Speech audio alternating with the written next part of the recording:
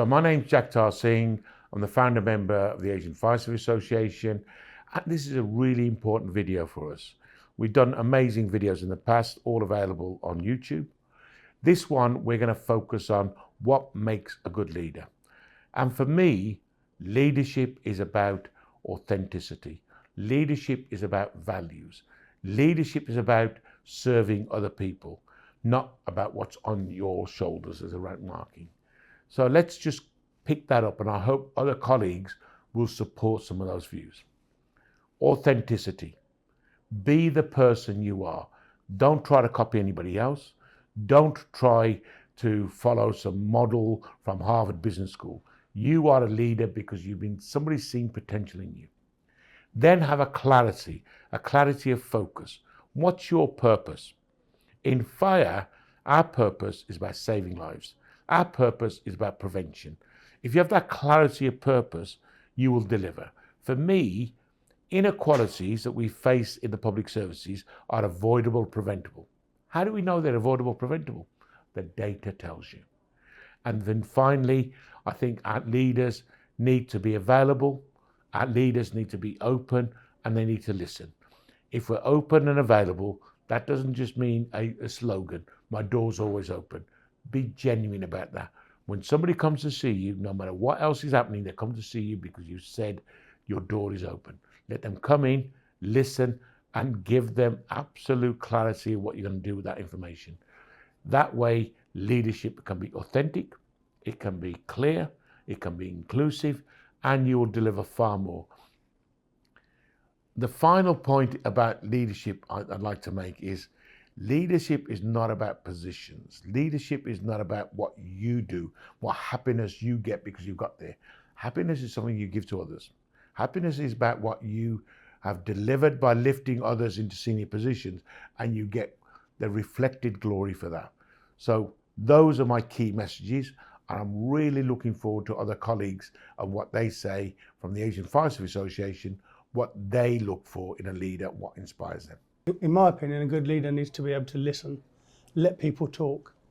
Don't speak over people, and take your time.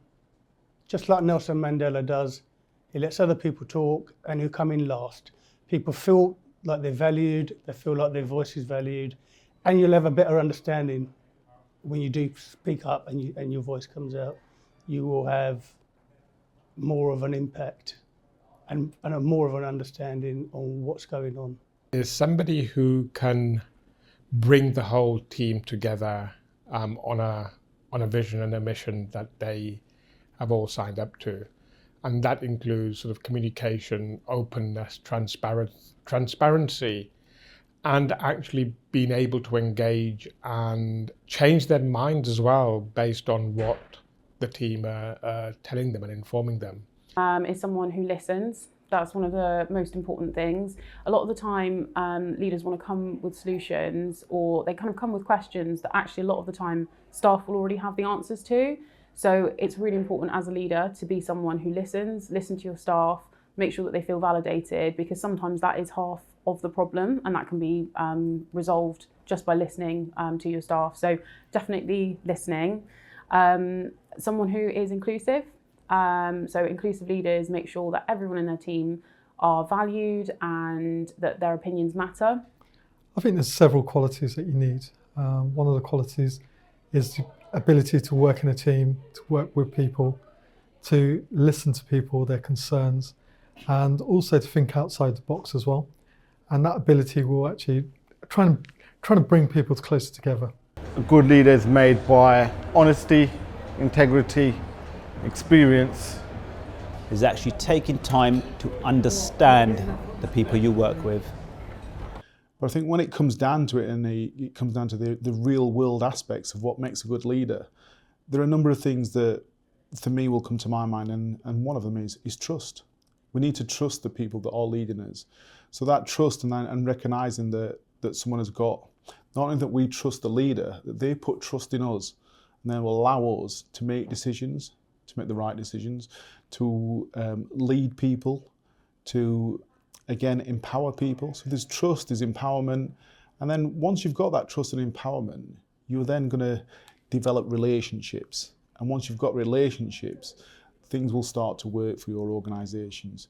From my experience and the education that the London Fire Brigade gave me, I'd say one of the things is compassion, a belief in the cause or the profession you're following,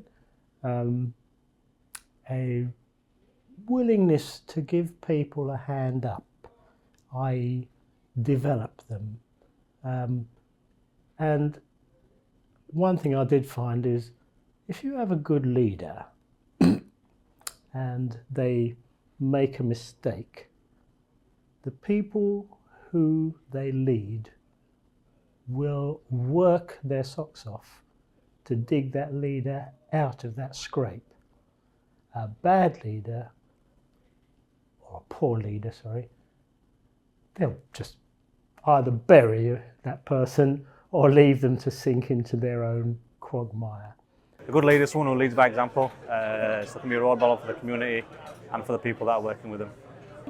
I think to be a good leader, you need to have some really good emotional intelligence and be able to just read people in situations and be able to kind of meet people on their level and understand what they're going through, and just be able to be that person for them, to be supportive yet inspiring.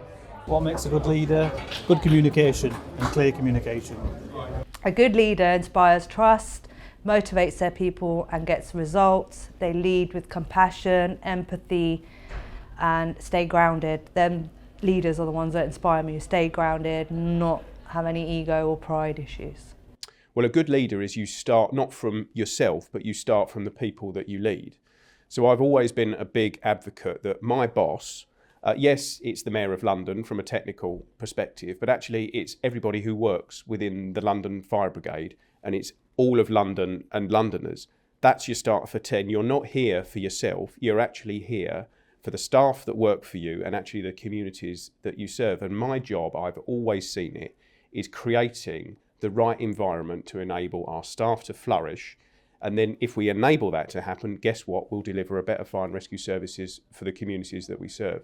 So leadership really is often talked about, this servant type leadership, but that's how we should see it. It's not about you, it's about bringing out the very, very best in your teams.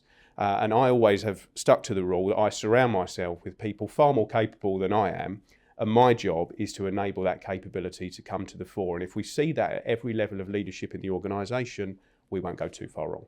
Is someone who first of all understands the business, but more importantly understands the people. Once you have an understanding of your business area, whether it be people or the actual work that you do, is you have to understand how to make your people tick, and that involves being able to trust them and they are able to trust you. It's also about understanding the roles that they have within the company, how they tick in the big scheme of things, because everyone's is a little cog, aren't they? They're a little cog in a big system.